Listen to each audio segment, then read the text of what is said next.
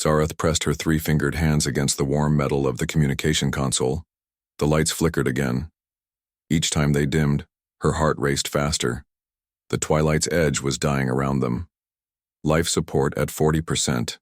Called Kethrin from across the bridge. His voice stayed calm, but Zareth could see the fear in his large, dark eyes. The Cathari had always prided themselves on staying peaceful. They explored the stars to learn, not to fight. But peaceful ships carried no weapons when death came hunting. Captain Veltar stood in the center of the bridge. Her silver fur was streaked with ash from the fires they had put out an hour ago. How long until the engines fail completely? 3 hours, maybe 4, answered their chief engineer through the comm system. His voice crackled with static. The Vorthak weapons did too much damage. I can keep us moving, but not for long. Zareth shivered. Everyone in the galaxy knew about the Vorthak.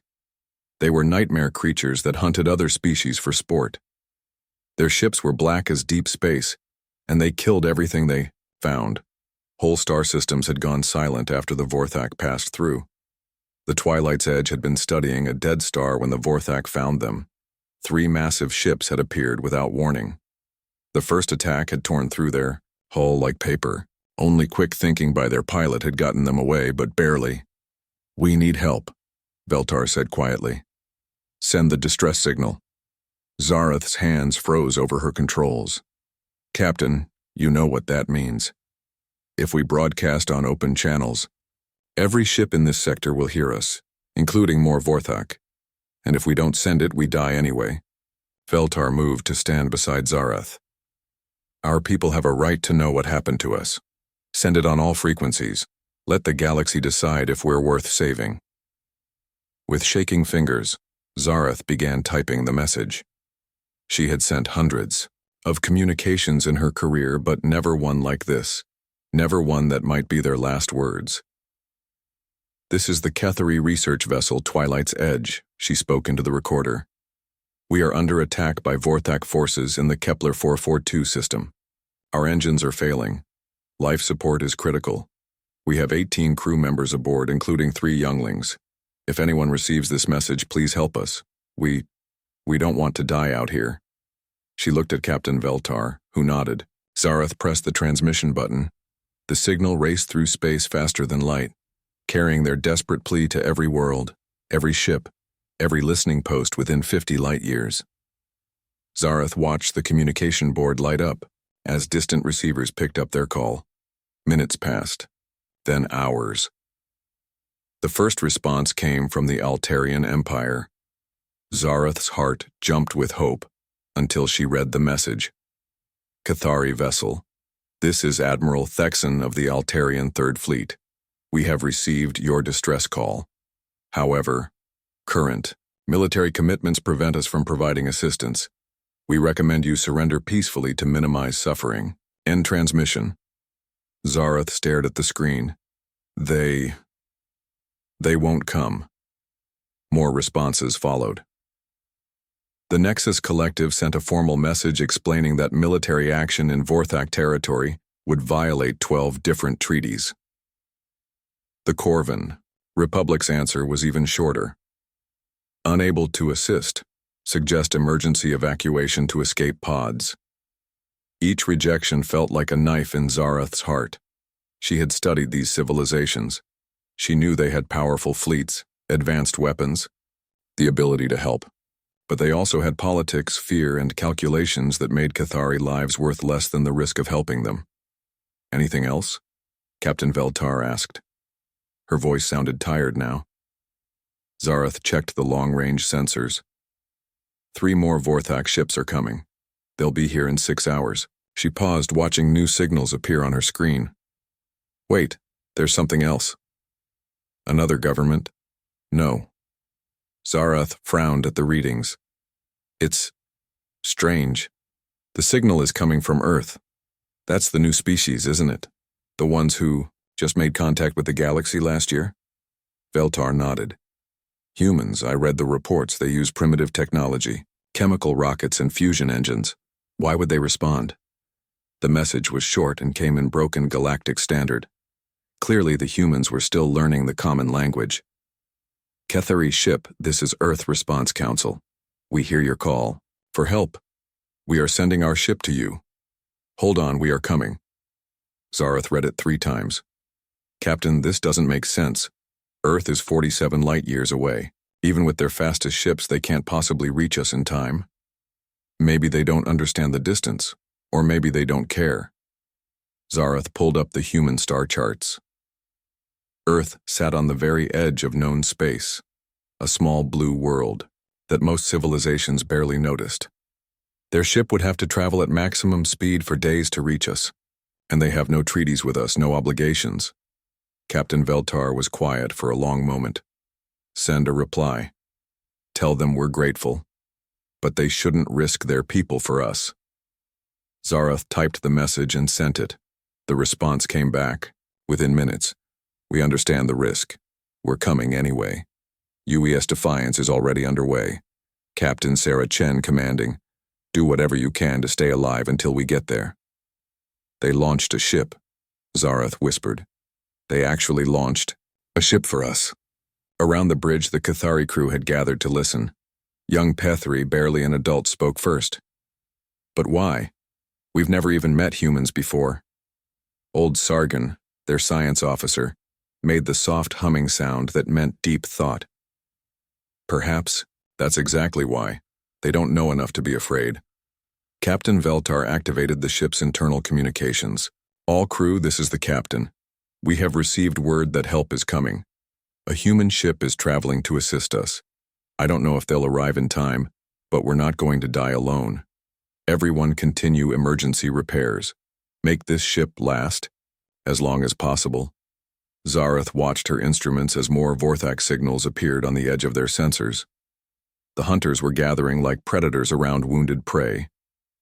But somewhere in the darkness between stars, a single human ship was racing toward them at impossible speed. She thought about the message they had received. The humans had used simple words, but they carried enormous weight. We're coming anyway.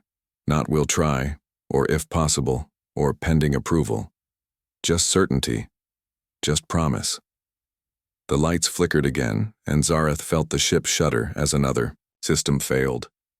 But for the first time since the attack, she felt something besides fear.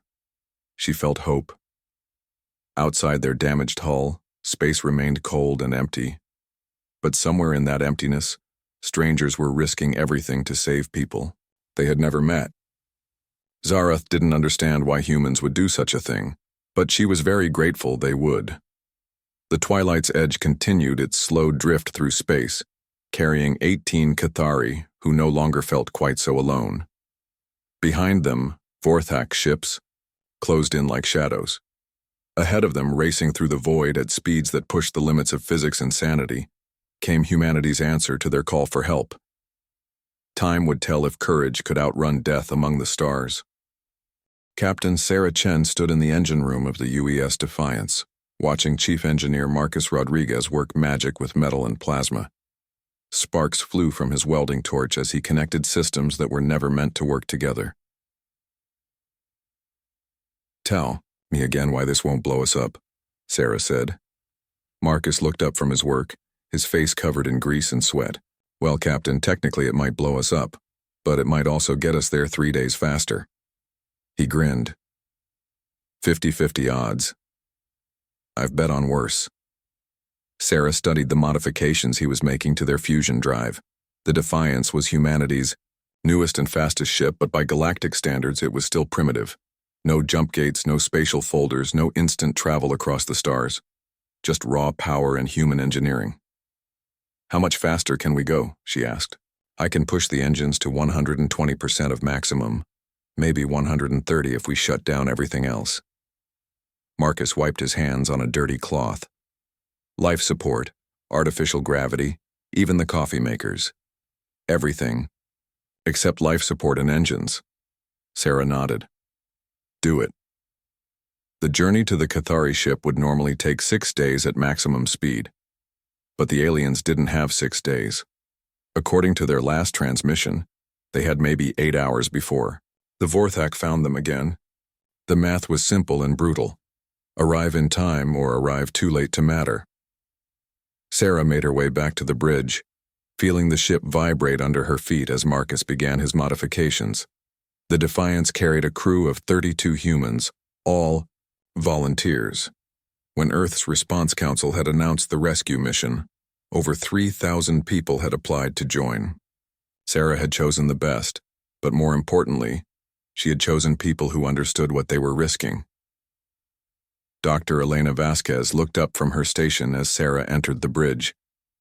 "I've been studying the Cathari transmissions. Their language is beautiful. Very musical. They seem to be a peaceful species focused on science and exploration. No weapons? None that I can detect. Their ship appears to be purely civilian." Elena paused. "Captain, I've been thinking about something. We're about to make first contact with an alien species under combat conditions. There are no protocols for this." Sarah took her seat in the captain's chair. "Then we'll make it up as we go along." Lieutenant Commander James Park, their tactical officer, was studying star charts. "Captain, I've been analyzing Vorthak ship designs from the galactic databases. They're heavily armed. Energy weapons, particle beams, shield systems we don't fully understand. Our weapons might not even scratch them. Then we'll have to be creative." Sarah pulled up the tactical display. "What do we have that they don't expect?" "Stupidity?" suggested Ensign Katie Walsh from the communication station. The bridge crew laughed, but there was truth in the joke. No sane species would challenge the Vorthak with a single ship. "Not stupidity," Sarah corrected. "Unpredictability. The galaxy has rules about how space combat works. Energy shields, long-range weapons, formal tactics. But humans have been fighting wars for thousands of years without any of that." She stood and walked to the main display. "Marcus, how are those engine modifications coming?" "Almost ready, Captain. But I should warn you, when we hit maximum speed, the ride is going to get rough. I mean really rough."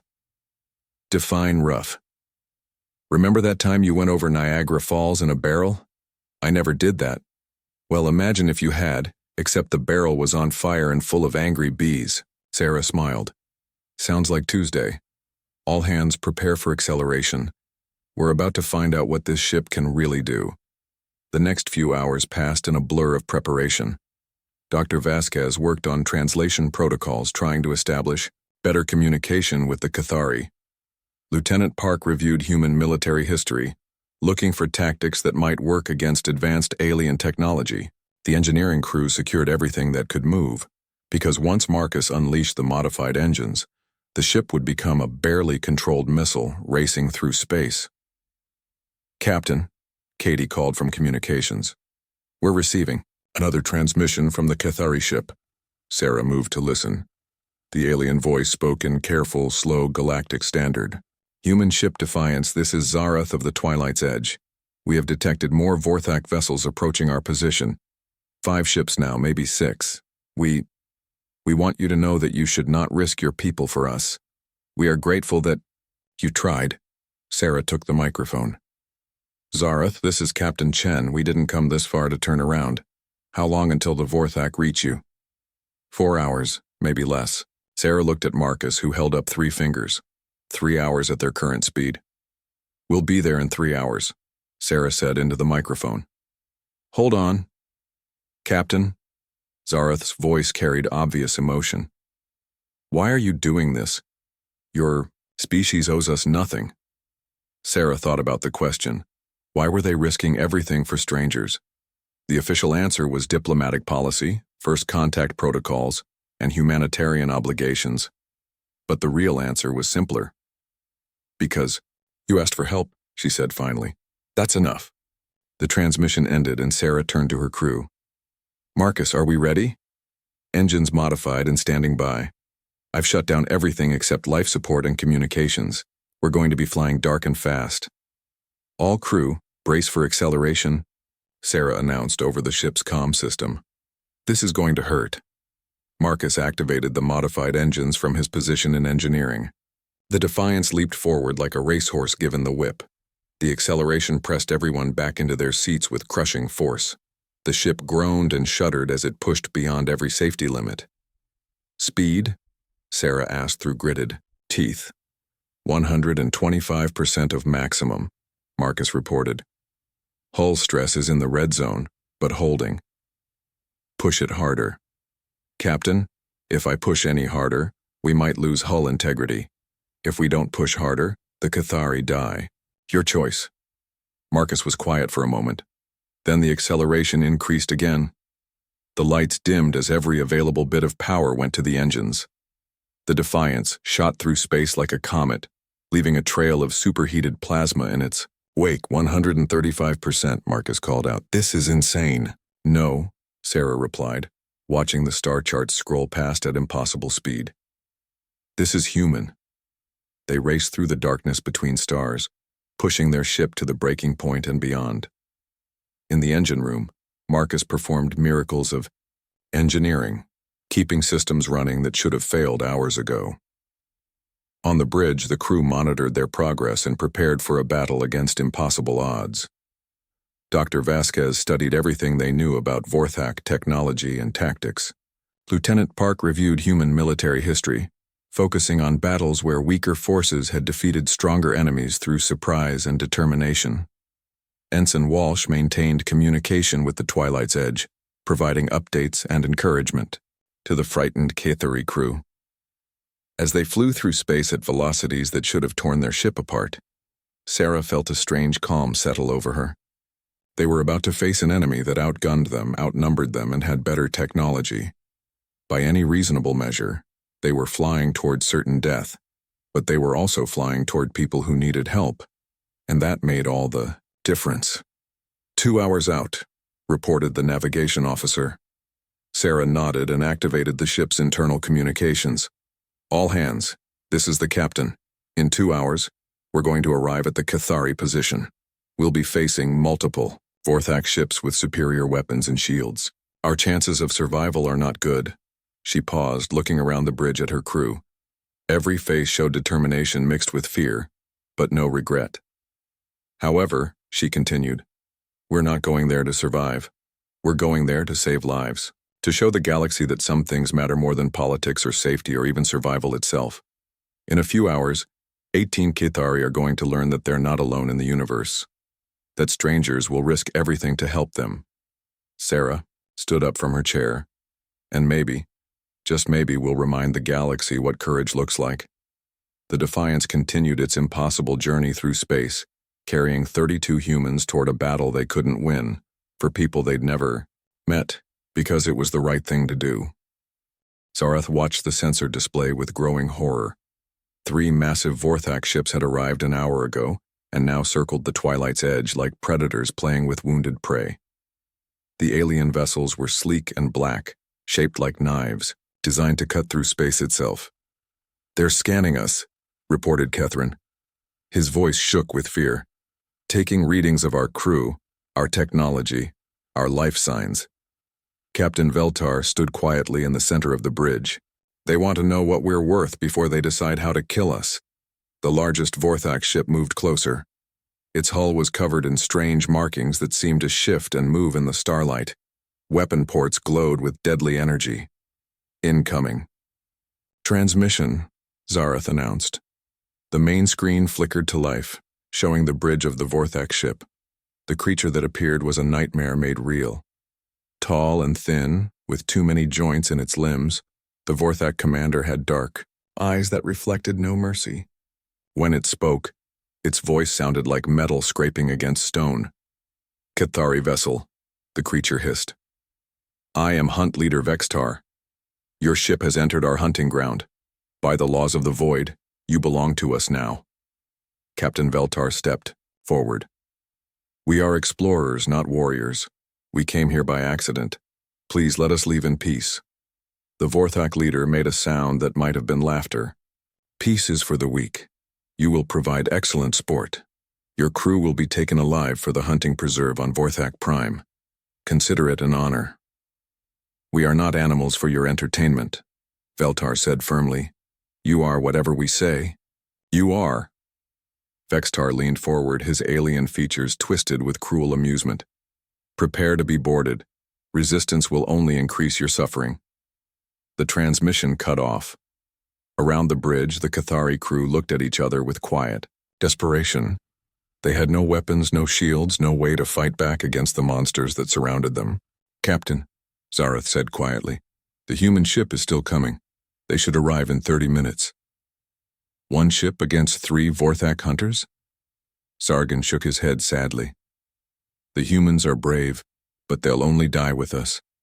Suddenly, alarms began sounding throughout the ship. Red lights flashed as emergency systems activated. "What's happening?" Veltar demanded. Catherine checked his sensors, then looked up with wide eyes. "Something just dropped out of hyperspace. It's moving very fast." Zareth turned to her communications panel. A new signal was coming through, broadcasting on human frequencies.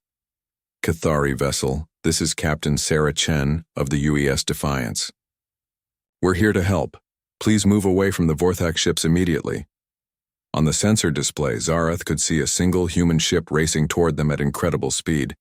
It was much smaller than the Vorthak vessels, with a design that looked crude compared to the sleek alien hunters. But it moved with purpose and determination. The Vorthak ships immediately changed position, turning to face this new threat. Vextar's voice came over the communications again. "Unknown vessel, you are interfering in a legal hunt. Withdraw immediately or be destroyed." Captain Chen's response was broadcast on all frequencies, so everyone could hear it clearly. "Negative. You want them? You go through us." Zareth felt her heart skip a beat. The human captain had just challenged 3 Vorthak ships with words that left no room for negotiation. It was either the bravest thing she had ever heard, or the most foolish.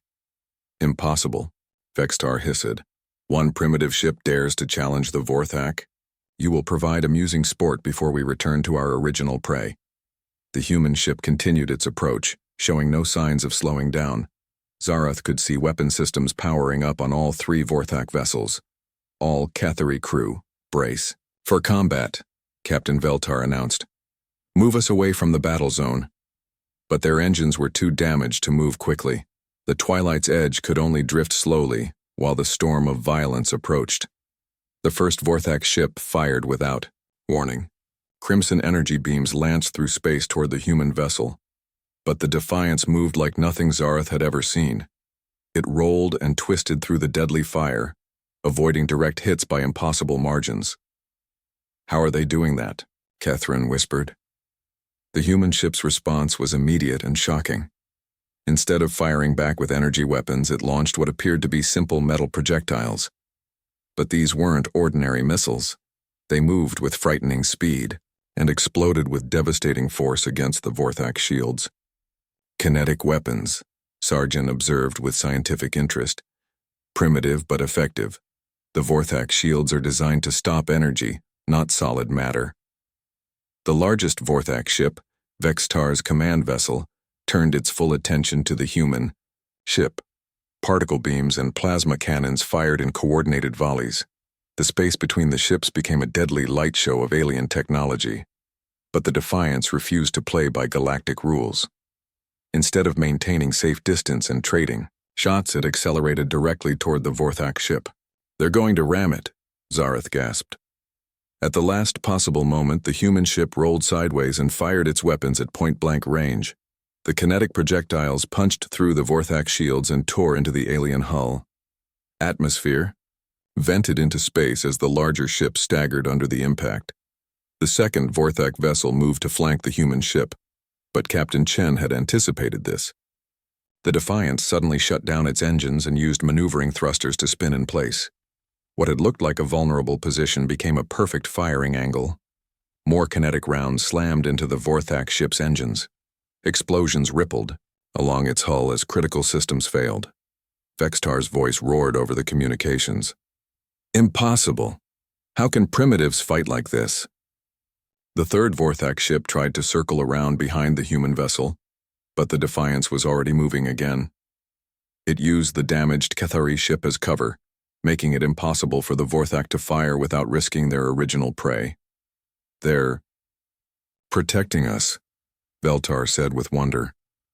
"Even in combat, they're protecting us." The battle continued for what felt like hours but was probably only minutes.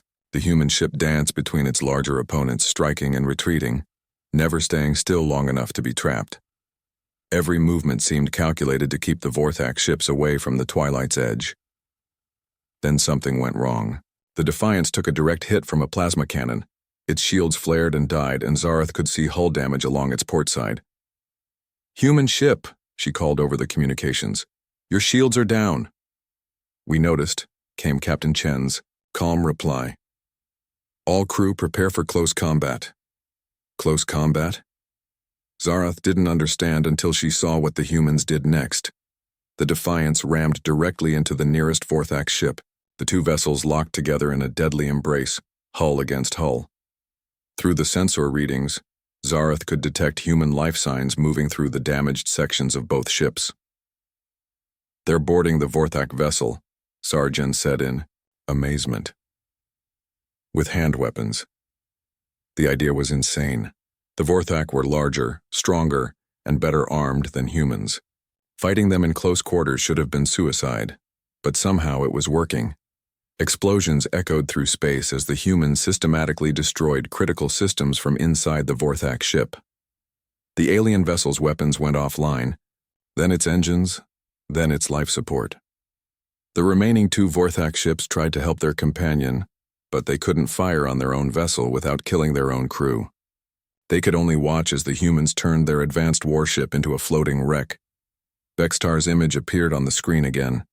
His alien features were twisted with rage and disbelief. "What manner of creatures are you?" he demanded. "You fight without honor, without rules, without reason." Captain Chen's voice came back strong and clear. "We fight to protect people who asked for help. That's the only rule we need." The human ship detached from the ruined Vorthak vessel and turned toward the two remaining enemy ships. Despite taking heavy damage, despite being outnumbered, the Defiance showed no signs of retreating. "This is your last warning," Chen announced. "Leave now or join your friend in the scrap heap." For a long moment, the Vorthak ships hesitated. They had come expecting easy prey and found instead a battle they couldn't win. The humans had taken their most advanced ship apart with nothing but determination and tactics the galaxy had never seen. Finally, Vextar spoke again. His voice carried grudging respect mixed with hatred. "This is not over, humans. The Vorthak do not forget. We do not forgive." The two remaining alien ships turned and jumped away, leaving only debris and the slow-burning wreck of their companion. In the sudden silence that followed, Zarath found herself staring at the human ship in amazement. The Defiance hung in space, damaged but victorious, having done the impossible. Captain Chen's voice came over the communications one more time. "Ketheri, vessel, this is the Defiance. Are you ready for pickup? Let's get you home." The rescue operation began immediately after the battle ended. Zarath watched through the viewports as the human ship moved carefully alongside the damaged Twilight's edge. Up close, she could see the scars from the fight, burned hull plating, twisted metal, and sections where the human ship's armor had been completely blasted away. How are they even still flying? Catherine wondered aloud. Through the communications, they could hear the humans working. Captain Chen's voice was calm and professional as she coordinated the rescue. "Dr. Vasquez, prepare the medical bay for alien physiology. We don't know what their biology is like. Marcus, I need cutting tools for their hull. Their airlocks don't match ours." "Already on it, Captain," came the engineer's voice. "Give me 10 minutes and I'll have a way through." Zarath activated her communicator. "Captain Chen, this is Zarath. We have 18 crew members aboard. 3 are younglings, barely more than children. Our life support is failing, but we can last another few hours." "We'll have you out in 30 minutes, Chen replied. "Can you move your people to the main cargo bay? That's where we'll make entry." Captain Veltar organized the evacuation while Zarath continued communicating with the humans. She found herself fascinated by their efficiency. They had just fought a desperate battle against impossible odds, but now they worked with the same intensity to save lives.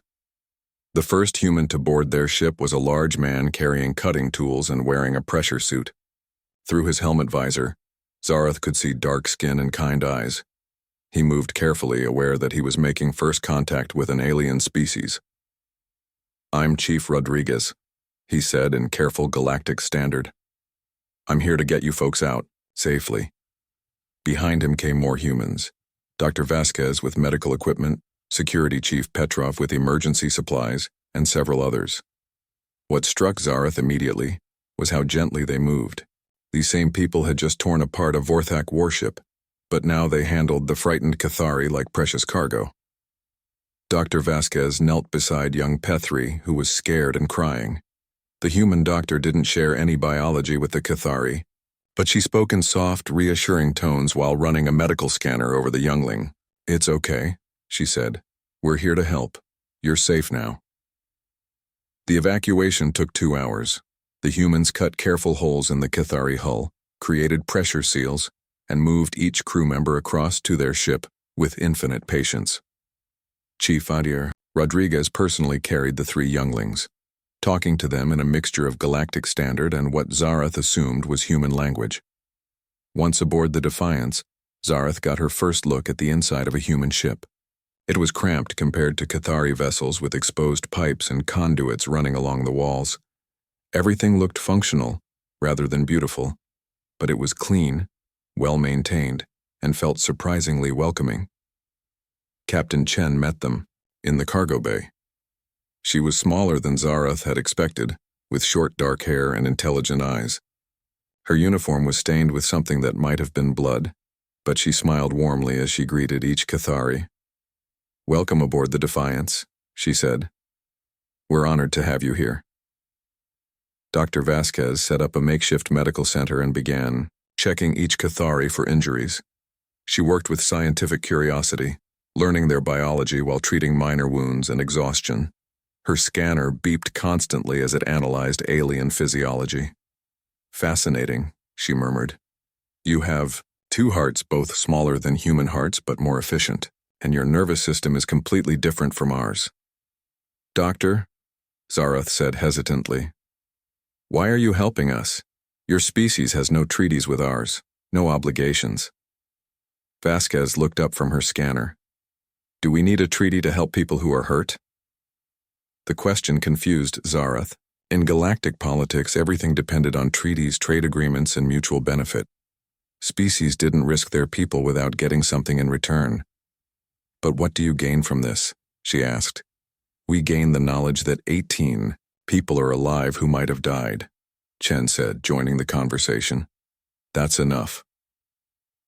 Over the following days, as the Defiance limped toward safe space, Zareth spent hours talking with the human crew. She was supposed to be documenting first contact for the Cathari government, but she found herself fascinated by human nature.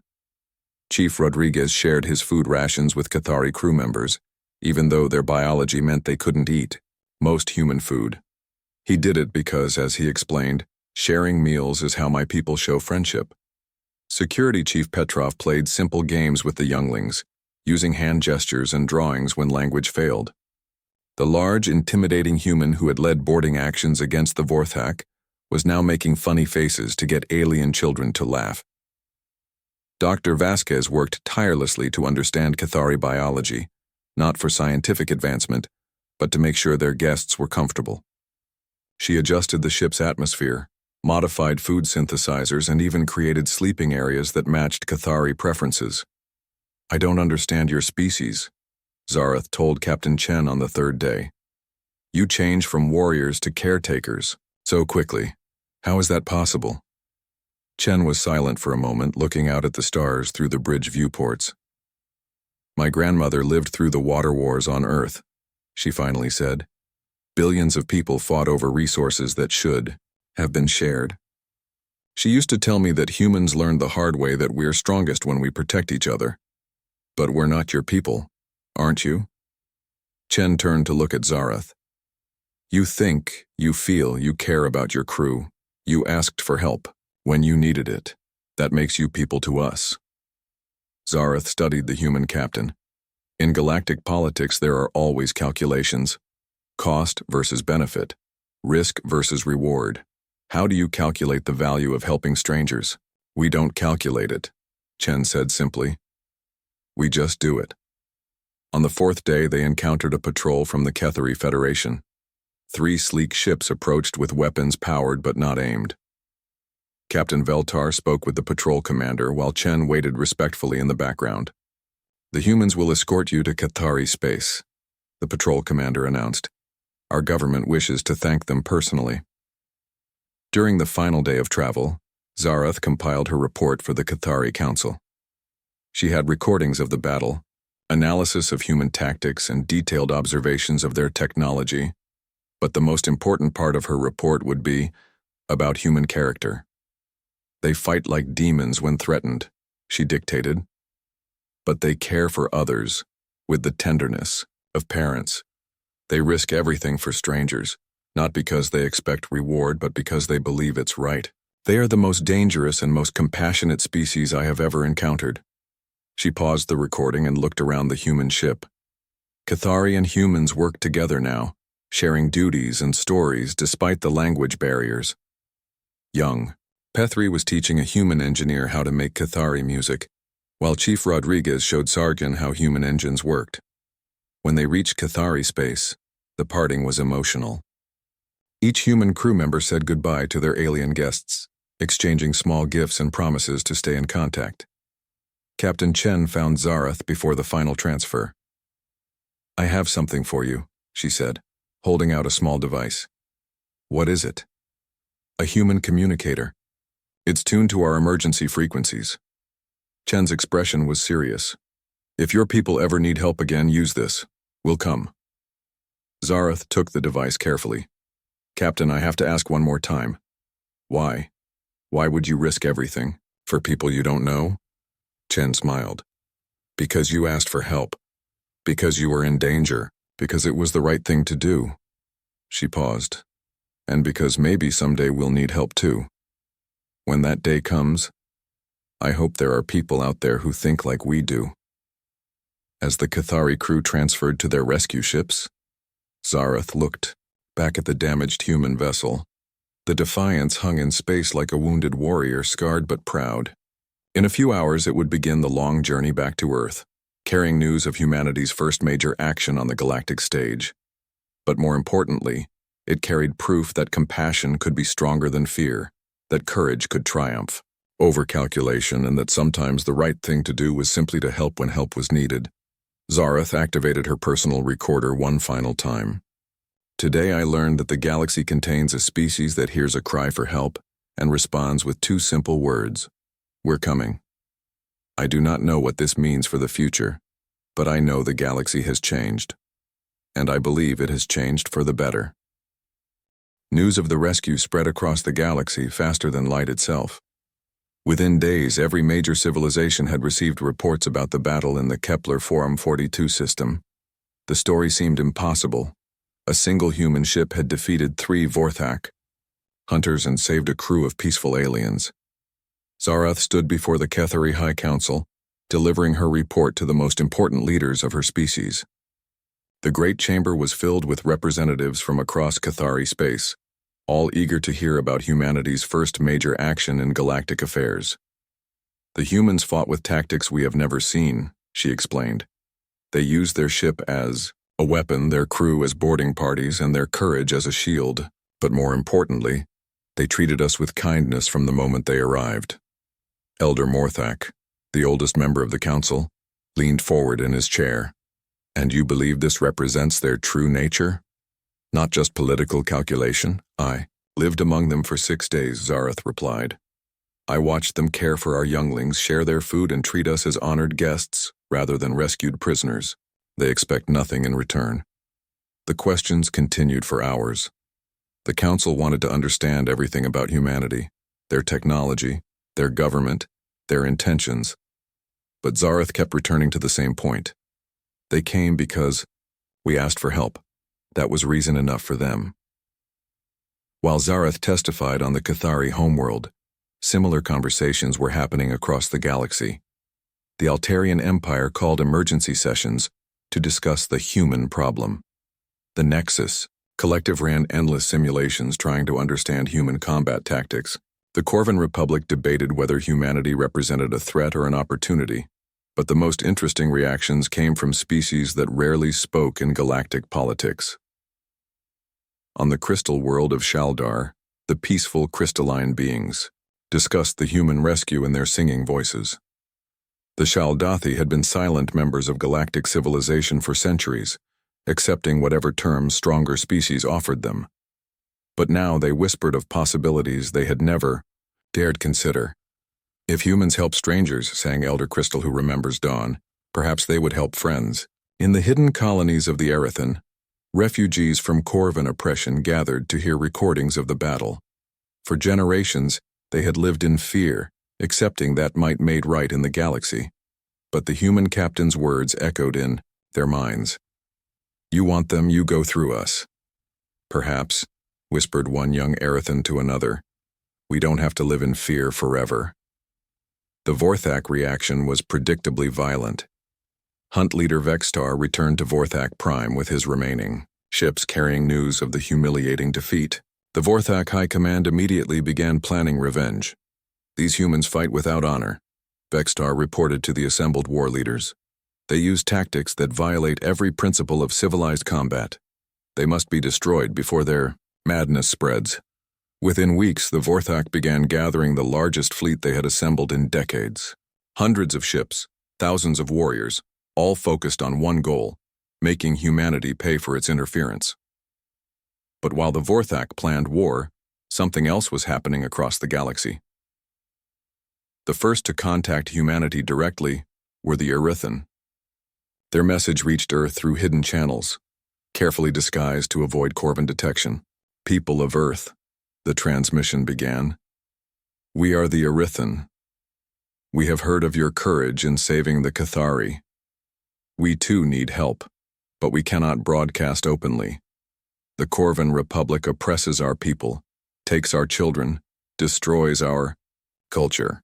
We do not ask you to fight for us, we only ask, would you stand with us if we fought for ourselves? The message reached Captain Sarah Chen as she sat in a military hospital on Earth, recovering from injuries suffered during the Kethri rescue. Her left arm was in a regeneration cast, and she had burns across half her face, but her eyes still held the same determination that had faced down the Vorthak. Of course we'll stand with you, she told the recording device. Send us coordinates. We're coming. The response triggered an avalanche of communications. The Shaldathi sent their first official message to any species in 300 years. A group of independent traders asked for protection from pirate raids. Even some members of major civilizations reached out quietly, asking if humanity might help with problems their own governments ignored. Within months, Earth's Response Council found itself coordinating aid missions across the galaxy. Human ships carried medicine to plague-stricken worlds, escorted trade convoys through dangerous space, and provided technical assistance to struggling colonies. Each mission was small, almost insignificant in the scope of galactic politics. But together, they represented something unprecedented. We're not building an empire, President Martinez explained to the Earth Assembly. We're building something better, a network of species that help each other simply because it's right. The formal announcement came exactly 1 year after the EO Cathari rescue. Representatives from 18 different species gathered on Earth to sign the Mutual Defense Compact. The treaty was simple. Any member species under threat could call for help and expect a response. Zarath attended the ceremony as the Cathari representative. She watched as humans, Cathari, Erethan, Shaldathi, and others signed their names to a document that changed everything. This compact is not based on trade agreements or political advantage, Captain Chen read from the treaty. It is based on the simple belief that conscious beings have a responsibility to help each other. We pledge to respond to any call for aid regardless of the cost, because that is what civilized people do. The signing was broadcast across the galaxy. Billions of beings watched as species that had never worked together formally committed to mutual protection. The reaction was immediate and dramatic. The Altarian Empire declared the compact a dangerous precedent that threatens galactic stability. The Nexus Collective called it an inefficient use of military resources. The Corvan Republic simply labeled it an act of war against established order. But on thousands of worlds, in hidden colonies and oppressed settlements, people heard the message differently. They heard hope. The first test came sooner than anyone expected. The Vorthak fleet, over 600 ships strong, emerged from hyperspace at the edge of human territory. Their message was broadcast on all frequencies. "Humans," Hunt leader Vextar announced, "you have violated the natural order. The strong rule, the weak serve. You will learn this truth or be destroyed." The human response was coordinated through the Mutual Defense Compact. Ships from a dozen species converged on the threatened system. Cathari vessels provided sensor data. Arathan fighters used their speed for reconnaissance. Shaldathi ships generated defensive barriers with their crystalline technology. But it was Captain Chen, now commanding the new UES Defiance II, who spoke for the Alliance. "Vexitar," she broadcast, "we learned a long time ago that the strong exist to protect the weak, not to prey on them. You can surrender now, or we can teach you the lesson again." The battle that followed became known as the War of First Principles. It lasted 3 days and involved over 1,000 ships from both sides. When it ended, the Vorthak fleet was broken, their expansion halted, and their reign of terror reduced to a shadow of its former power. More importantly, the galaxy had seen proof that the Mutual Defense Compact worked. Species that had barely known each other had fought together, protected each other, and won together. In the years that followed, the compact grew. Species after species joined, drawn by the promise of protection and the responsibility to protect others. Trade flourished between member worlds. Scientific collaboration accelerated technological progress. Art and culture spread freely across the galaxy. But the most important change was philosophical. The galaxy had operated on the principle that might made right for thousands of years. Now, for the first time, there was an alternative. Zarath, now serving as the Compact's first Secretary of Mutual Aid, kept a recording of the original distress call in her office. Sometimes, when the work became difficult or the challenges seemed overwhelming, she would play it back. "This is the Cathari research vessel, Twilight's Edge. We are under attack by Vorthak forces. If anyone receives this message, please help us. We don't want to die out here." Such a simple message, such a desperate plea. But it had reached people who understood that helping strangers wasn't a political calculation or an economic opportunity. It was simply the right thing to do, and that understanding had changed everything. Years later, when young beings across the galaxy learned history, they would study the moment when civilization took a new direction. Not through conquest or technological breakthrough, but through the simple decision of one species to answer a call for help. The moment when humanity listened and everything changed. In her final report as secretary, Zarath wrote, "Today the galaxy is not divided between the strong and the weak, the predators and the prey. It is divided between those who help and those who harm. And for the first time in galactic history, those who help are winning." The last line of her report became the informal motto of the Mutual Defense Compact. When someone calls for help, we answer, "We're coming." And across the galaxy, in 1,000 languages on 1,000 worlds,